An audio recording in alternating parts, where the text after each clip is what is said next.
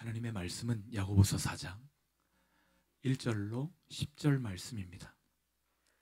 야고보서 4장 1절부터 10절 말씀, 제가 한 절, 여러분이 한 절 나누어 읽겠습니다. 너희 중에 싸움이 어디로부터, 다툼이 어디로부터 나느냐? 너희 지체 중에서 싸우는 정욕으로부터 나는 것이 아니냐?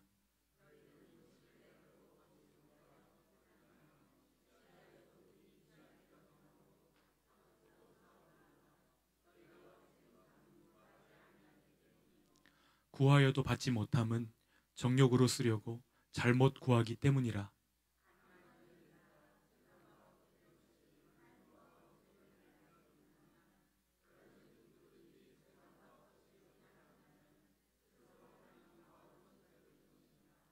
너희는 하나님이 우리 속에 거하게 하신 성령이 시기하기까지 사모한다 하신 말씀을 헛된 줄로 생각하느냐?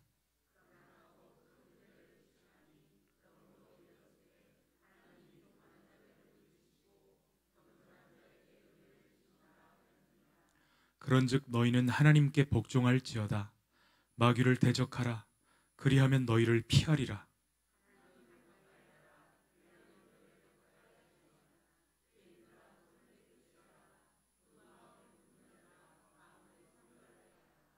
슬퍼하며 애통하며 울지어다. 너희 웃음을 애통으로, 너희 즐거움을 근심으로 바꿀지어다.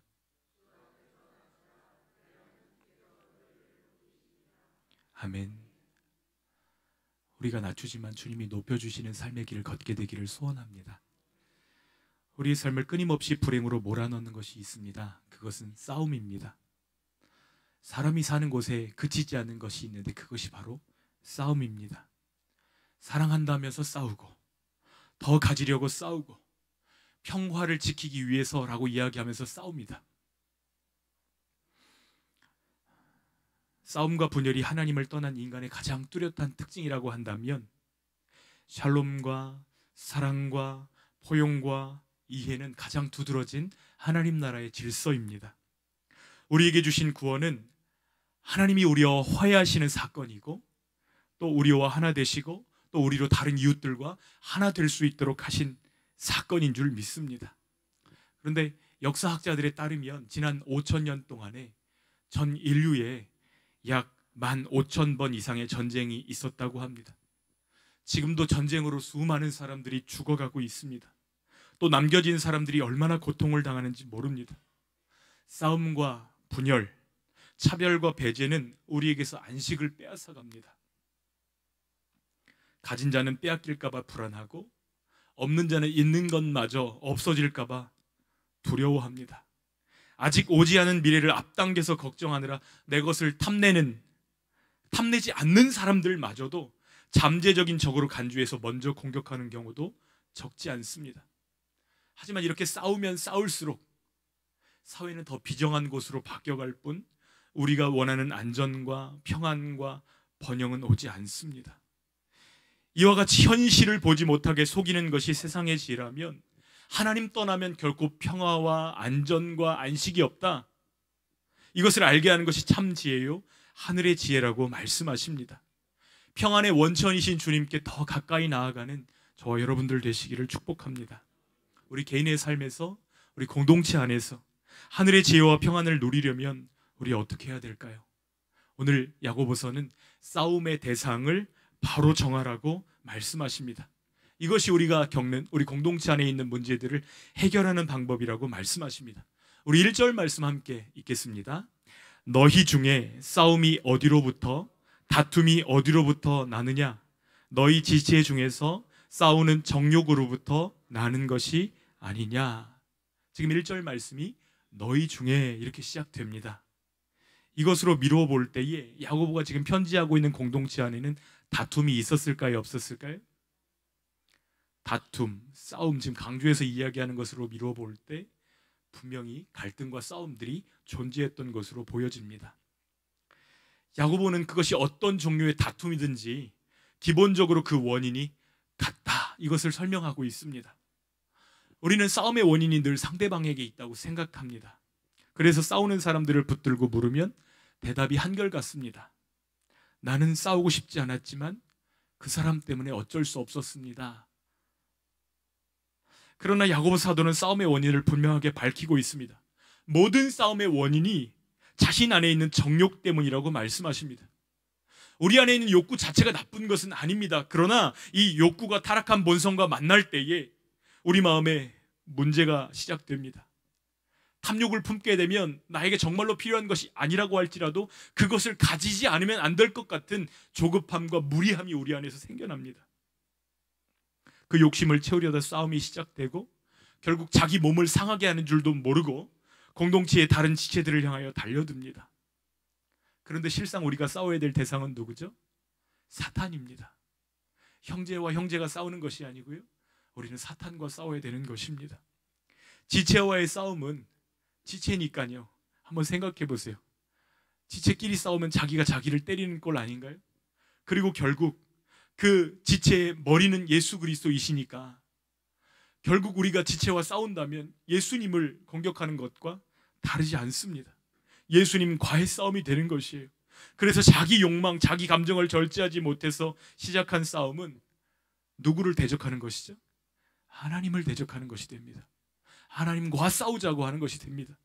그래서 결국 자기 자신을 무너뜨리게 됩니다. 내가 짓밟고 뭉개고 박살내버린 그 사람이 하나님의 존귀한 형상이라는 사실을 기억할 수 있기를 간절히 소원합니다. 그것이 결국 다른 사람을 세우는 것이 아니라 우리 자신을 세우는 지혜이기 때문에 그렇습니다. 야고보는 싸움과 다툼의 원인을 이렇게 설명합니다. 2절 말씀 함께 읽겠습니다. 너희는 욕심을 내어도 얻지 못하여 살인하며 시기하여도 능히 취하지 못함으로 다투고 싸우는도다. 너희가 얻지 못함은 구하지 아니하기 때문이요. 여러분, 우리 마음 가운데서 우리가 원하는 것들이 이 세상의 유한한 것들이라고 한다면 그 원했던 것들을 얻는다고 해도 마음에 영원한 만족이 있을까요? 없을까요? 그렇지 않다는 것이에요.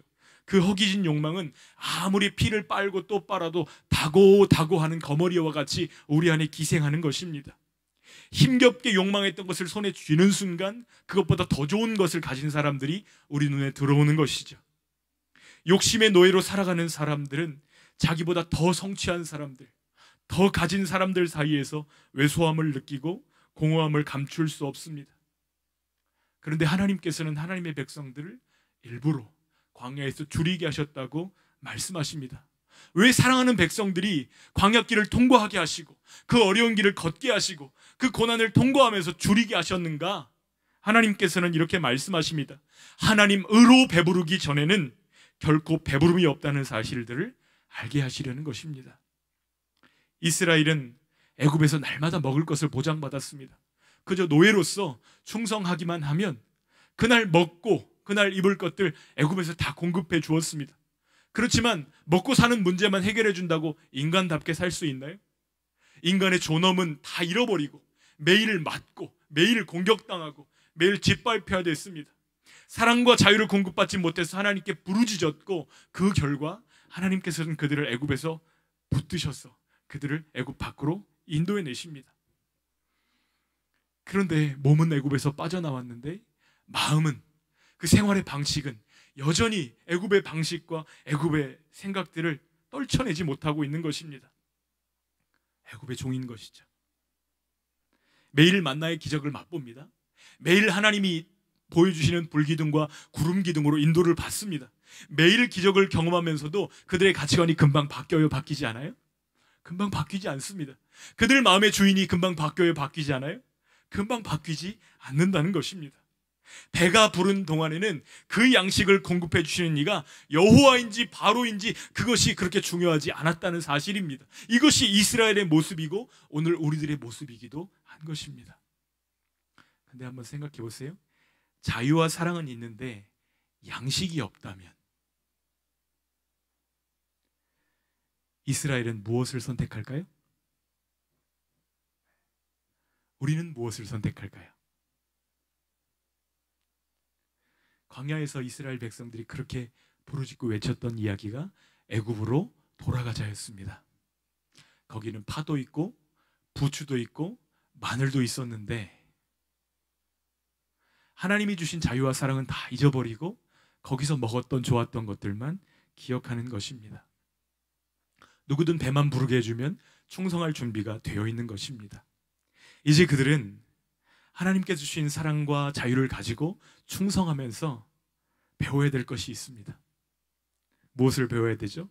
하나님과 나 사이의 관계가 창조주와 피조물, 나의 하나님과 그의 백성, 그 관계들을 이제 충성을 통해서 배워나가야 된다는 것이죠. 우리가 하나님께 충성을 바치면 하나님은 우리의 풍요를 책임져 주시고 우리의 안전과 우리의 먹을 것과 우리의 쓸 것들을 책임지시는 아버지라는 사실들을 배워나가야 하는 것입니다. 그렇지 않으면 그들이 지금 서 있는 곳이 애굽이나 가나안이나 다를 것이 있어요, 없어요? 전혀 다를 것이 없다는 것이에요. 주인이 누구인지가 중요하지 않은 자들에게는 젖과 꿀이 흐르는 가나안 땅이라고 할지라도 그 땅이 축복이 될 수 없다는 것입니다. 하나님 없는 그 모든 땅은 어디든지 애굽이 될 수가 있고 어디든지 광야가 될 수 있다는 사실입니다. 그러나 하나님 계신 그곳은 광야라 할지라도 가나안 땅, 약속의 땅으로 변화될 수 있는 줄 믿습니다. 이것을 고백하는 저와 여러분들 되시기를 축복합니다. 왜 우리가 그래서 이 찬양 부르잖아요. 주 예수와 동행하니 그 어디나 하늘나라. 여러분, 이것이 우리들 자신의 개인의 주님을 향한 고백되어지기를 축복합니다. 하나님과의 관계에서 진짜 안전과 진짜 축복이 우리들에게 공급되는 줄 믿습니다. 우리 신명기 8장 3절 말씀 한번 같이 읽어볼까요? 시작. 너를 낮추시며 너를 줄이게 하시며 또 너도 알지 못하며 내 조상들도 알지 못하던 만나를 내게 먹이신 것은 사람이 떡으로만 사는 것이 아니요 여호와의 입에서 나오는 모든 말씀으로 사는 줄을 내가 알게 하려 하심이니라. 하나님을 사랑하고 하나님을 신뢰하는 법을 배우는 그 40년의 길 동안에 이스라엘 백성들에게 있었던 현상이 하나 있습니다. 그 옷이 낡아지지 않고 그 신이 떨어지지 않았다는 것입니다. 여러분이 얼마나 좋은 신발을 신고 오셨는지 잘 모르겠어요. 그런데 그 신발을 40년째 신고 계시는 분 계신가요? 그렇게 할 수 있는 분은 아무도 없을 거예요. 하나님을 사랑하고 하나님 말씀에 순종하며 동행하는 그 길에 옷이 낡아지지 않고 신이 헤어지지 않았다는 것을 우리가 깊이 기억할 수 있기를 소원합니다. 그러나 정욕으로 그리스도를 따르고 정욕으로 그리스도를 섬기는 사람들은 그 기도마저도 욕심이 무력하게 한다는 것을 야고보 사도가 우리에게 지적하고 있습니다. 구원받았음에도 욕심에 사로잡혀서 살아가는 형제들을 향해 야고보 사도가 이렇게 책망합니다. 3절, 4절 말씀 읽겠습니다. 구하여도 받지 못함은 정욕으로 쓰려고 잘못 구하기 때문이라. 가늠한 여인들아, 세상과 벗된 것이 하나님과 원수됨을 알지 못하느냐. 그런즉 누구든지 세상과 벗이 되고자 하는 자는 스스로 하나님과 원수되는 것이니라. 여러분, 아주 중요한 원리를 소개하고 계십니다. 우리가 기도해도 응답받지 못하는 그 결정적인 이유에 대해서 말씀하십니다. 이유가 무엇이죠? 정욕으로 쓰려고 기도하기 때문이라고 말씀하십니다. 세상 지혜로 사는 사람은 하나님 명령에 순종할 마음은 없으면서 그저 기도를 열심히 합니다. 열심히 기도해서 하나님이 주인이 아니라 응답을 가져다 주시는 심부름꾼 정도로 여기면서 그렇게 열심히 기도하는 거예요. 내가 원하는 것을 이루어 주시는 존재로 믿기 때문에 명령을 내리듯이 기도합니다. 이런 사람은 하나님과 인격적인 관계를 맺고 있을까요? 그렇지 못합니다. 하나님과 상관이 없기 때문에 그가 드리는 기도에 하나님이 응답하실 이유가 없는 것이에요. 그런 기도는 하나님께 상달되지 않습니다. 그것은 기도가 아니고 욕망의 배설물일 뿐입니다. 여러분, 주님이 우리에게 가르쳐 주신 기도가 있습니다. 뭐라고 기도하라고 하셨죠? 뜻이 하늘에서 이루어진 것 같이 땅에서도 이루어지이다. 이 기도는 놀라운 기도의 비밀을 담고 있어요. 무엇이냐면 우리 뜻이 하늘에서 이루어지도록 비는 것이 아니라 하늘의 뜻이 내 삶 가운데, 이 땅 가운데 이루어지도록 비는 것이 기도라는 것을 우리에게 말씀하고 계십니다. 그러나 응답받지 못하는 기도는 무엇으로 구했기 때문에 응답받지 못한다고요? 정욕으로요. 그런데 이 응답받지 못한 기도, 정욕으로 구하는 기도는 공동체 안에서 반드시 분열과 대립을 낸다는 것을 우리는 발견하게 됩니다. 하나님과 소통하지 않는데 어떻게 형제들과 소통할 수 있겠어요? 하나님과 불통하는 사람이 어떻게 형제들과 화평할 수 있겠어요? 하나님의 화평이, 하나님의 기쁨이, 하나님의 감사가 공급되지 않는데 어떻게 그 사람이 하나님의 자녀로서 평화를 일굴 수 있을까요? 싸우고 다투는 세상적인 지혜로 살면서 기도 응답을 받지 못한 사람들을 향해서 야고보는 이렇게 부릅니다. 가늠한 여인들아.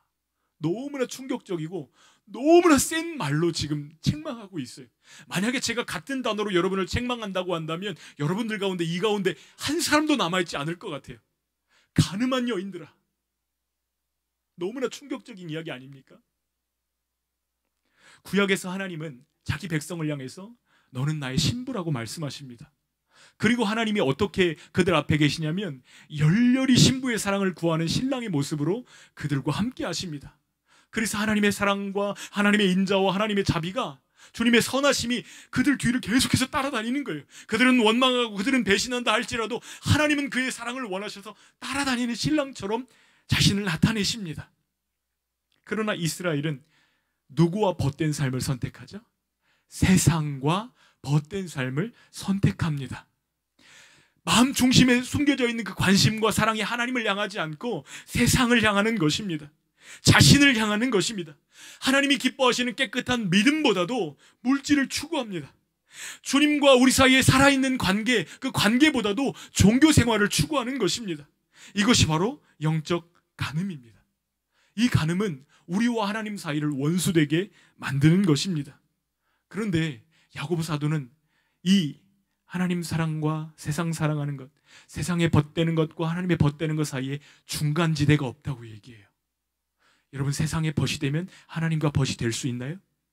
하나님과 벗이 되면 세상과 벗이 될 수 있나요? 그 중간이 없다는 것입니다. 세상과 벗이 되는 순간 하나님과 원수가 될 수밖에 없기 때문이에요. 사랑하는 남편이 있는데 다른 남자와 벗이 되면 원수가 되는 것이 당연하죠.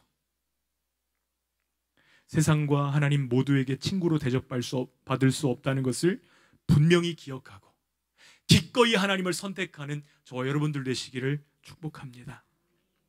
우리가 세상과 벗이 되면 하나님과 원수되는 이유에 대해서 야고보가 이제 설명합니다. 5절 말씀 함께 읽겠습니다. 너희는 하나님이 우리 속에 거하게 하신 성령이 시기하기까지 사모한다 하신 말씀을 헛된 줄로 생각하느냐? 여러분, 하나님의 성령께서 우리를 사랑하시되 얼만큼 사랑하신다고요? 시기할 만큼. 여러분, 저희 안에는 제가 여자 아이돌 그룹 나와서 노래하고 춤출 때 예쁘다는 얘기하는 거 받아줄까요? 안 받아줄까요? 시기하기까지 사랑합니다. 그냥 겉모습이 예쁘다고 말하는 것조차도 싫어해요. 하나님이 우리를 바라보실 때 우리의 사랑이 세상과 하나님을 향해서 나눠지지 않기를 원하십니다. 나만으로 부족하냐? 주님이 물으시는 것 같아요. 정욕을 이기지 못해서 다투고 싸우는 성도들은 하나님의 사랑 고백을 가볍게 여깁니다. 그리고 하나님의 말씀, 그것을 가볍게 여깁니다. 전문용어로 이것을 시험에 빠졌다고 표현합니다. 하나님과의 관계가 끊어질 때 육신의 생명은 살아있는지 몰라도 영혼은 점점 죽어간다는 사실을 기억하시기를 부탁드립니다. 그러므로 우리에게 이미 주신 은혜를 감사할 뿐만 아니라 겸손히 주님의 사랑과 오래 참으심을 바라는 자들에게만 주시는 더 큰 은혜를 사모하시기를 부탁드립니다. 6절 말씀인데요, 함께 읽겠습니다. 그러나 더욱 큰 은혜를 주시나니 그러므로 일렀으되 하나님이 교만한 자를 물리치시고 겸손한 자에게 은혜를 주신다 하였느니라. 여러분, 우리는 은혜로 사는 존재입니다. 은혜를 먹어야 영혼이 사는 것입니다. 하나님의 은혜가 우리를 자라나게 하십니다. 또 어떤 시련과 시험 속에서도 믿음을 지키면서 예수님과 우리가 다시 만날 그날을 고대하게 하는 것입니다. 은혜로 사는 자가 하나님과 사람 앞에 겸손할 수밖에 없는 것입니다.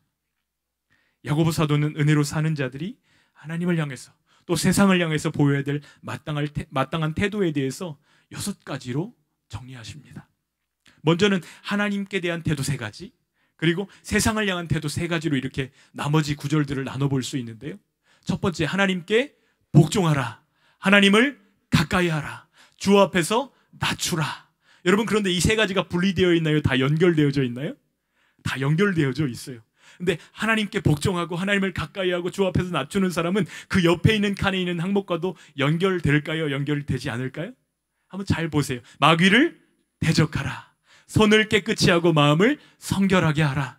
슬퍼하며 애통하며 울라. 여러분, 우리가 하나님의 자녀답게 살기를 원해도 넘어질 때 있을 때 하나님의 사랑을 알고 정말 그 사랑을 믿는 자들은 슬퍼하며 애통하며 우는 줄 믿습니다. 그리고 오히려 더 그 아파하고 애통하는 마음을 가지고 하나님께로 더 가까이 나아가는 것이죠. 그러니까 이 6가지 항목이 따로따로 떨어져 있는 것이 아니라 다 연결되어져 있다는 것을 발견하게 됩니다. 여러분, 이것을 한마디로 표현하면 하나님의 벗입니다. 여러분, 하나님의 벗의 특징입니다. 하나님께 복종합니다. 가까이 합니다. 낮춥니다. 마귀를 대적합니다. 마음을 깨끗하게 합니다. 하나님과의 관계가 손상되는 것 때문에 아파하고 애통합니다. 여러분, 그런데 성경에서 이는 나의 벗이라고 칭찬받았던 사람이 한 사람이 있습니다. 누구죠? 창세기에 나옵니다. 믿음의 조상 아브라함입니다. 하나님께서 아브라함을 향해서 나의 벗이라고 이야기하십니다. 여러분, 우리는 아무나 내 친구라고 이야기 안 하잖아요. 다른 사람에게 소개할 때 이 사람 내 친구예요 라고 소개하는 사람은 뭔가 특별하게 마음이 통할 뿐만 아니라 마음뿐만 아니라 시간과 관계와 물질과 모든 것들을 나눌 수 있는 사람을 우리 친구라고 하잖아요. 그런데 하나님이 아브라함을 향해서 나의 벗이라고 소개하십니다. 하나님이 아브라함을 얼마나 소중히 여기셨는지를 볼 수 있는 대목이거든요. 그런데 여러분, 사실 아브라함을 뜯어보면 하나님의 벗이라는 칭호를 감당할 만해요? 하지 못해요? 그렇지 못하다는 것을 발견하게 됩니다. 아브라함이 처음 하나님의 부르심을 받았을 때 갈대아 우르를 떠나서 본토 친척 아비집을 떠나서 하나님이 말씀하신 그곳으로 나아간 것은 위대한 일입니다. 그러나 하나님이 약속하신 그 땅 가나안에 머물지 못하고 조금만 어려움이 와도, 조금만 흉년이 와도 곧바로 그는 떠나서 애굽으로 내려가 버리는 것을 볼 수가 있습니다. 또 하나님께서 그에게 분명히 약속하셨습니다. 여러 번 말씀하셨어요. 내 몸에서 날 씨라야 너의 아들이라 칭함을 받게 될 것이다.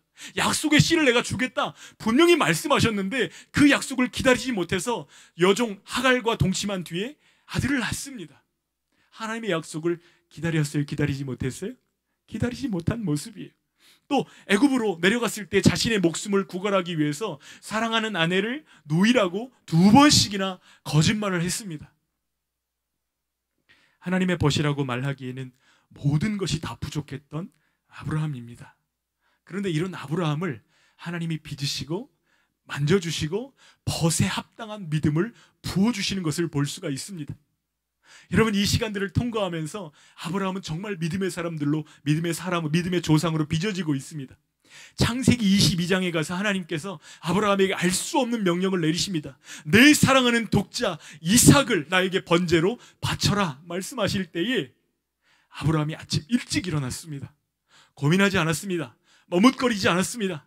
나귀의 안장에 아들을 태우고 또 번제할 것들을 다 짐을 싣고 종들과 함께 아침 일찍 하나님이 명하신 산을 향해서 나아가는 것을 볼 수 있습니다. 여러분 앞에 렘브란트가 그린 아브라함의 제사 그림 명화인데요. 여러분, 아브라함의 갈등과 고뇌가 아브라함의 표정과 손동작과 몸짓에 고스란히 다 드러납니다. 렘브란트가 아브라함의 마음을 얼마나 깊이 묵상했는지가 다 드러나요. 사랑하는 아들의 눈을 어떻게 했죠? 여러분, 이 아버지의 마음을 아십니까? 백수에 얻은 아들을 잡아야 되는 아버지의 마음을 아십니까? 하나님의 명령이 소중하고 그렇지만 아들을 사랑하는 마음도 역시나 엄청나게 컸을 것입니다. 그럼에도 불구하고 하나님을 나의 벗이라 고백하는 그의 믿음이 하나님 앞에 옳다 인정받는 장면이 바로 이 장면입니다.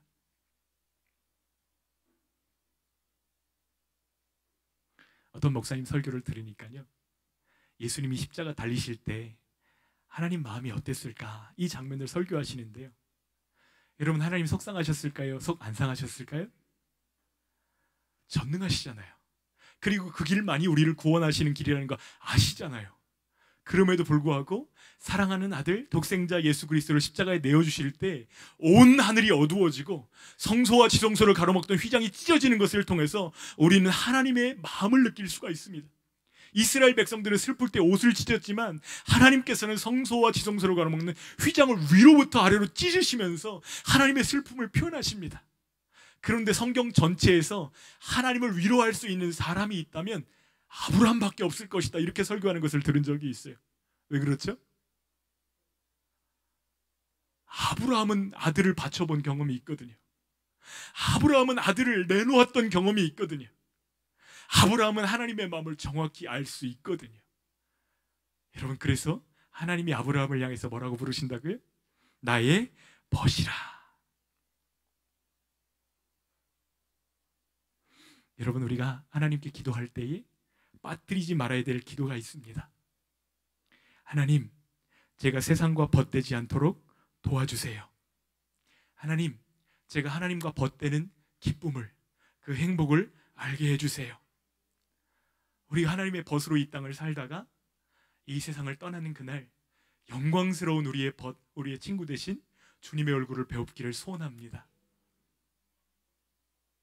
주님을 가까이 할 때 이 세상에서 일어나는 모든 다툼을 일으키는 욕심들을 주님 앞에 허롭게 내려놓을 수 있고, 주님, 저는 주님이면 충분합니다 고백할 수 있는 그런 믿음과 은혜를 우리들에게 부어주시기를 원하고, 또 그 예수님께 순종하며 나아갈 때 우리 공동체를 하나님의 친구들로 세워주시기를 간절히 소원합니다.